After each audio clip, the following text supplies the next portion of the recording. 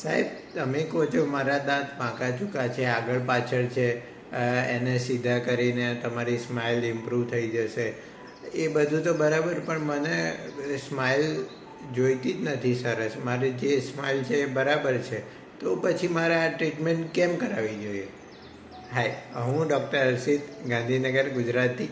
હવે આવા ક્વેશ્ચન ઘણા બધા અમારા પેશન્ટ કહેતા હોય કે જ્યારે એમની દાંત વાંકા ચૂકા હોય ત્યારે અમે એમને સમજાવતા હોય કે એમના દાંત સીધા કરવાની જરૂર છે.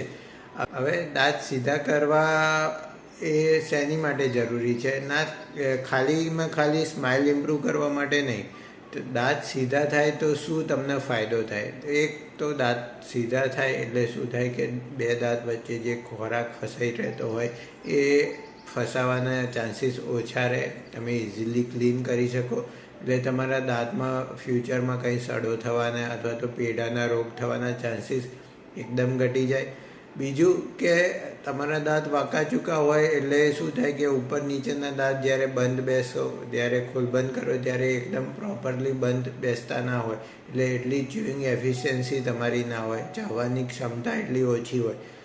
તમારા દાંત એકદમ અલાઇન થઈ જાય, બધા જ એકદમ લાઇનમાં ગોઠવાઈ જાય તો શું થાય કે તમારી એકદમ બંધ બેસતા, ઉપર નીચેના દાંત એકદમ બંધ બેસતા થાય, તમારી ચ્યુઇંગ એફિશિયન્સી ઇમ્પ્રૂવ થઈ જાય.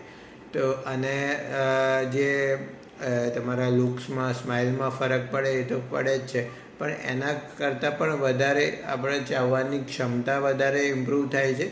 અને જે ફ્યુચરમાં આપણે તમારા ખોરાક ફસાવાના લીધે આપણા દાંતના સડા અથવા તો પેઢાના રોગો થવાના ચાન્સીસ એકદમ ઘટી જાય છે.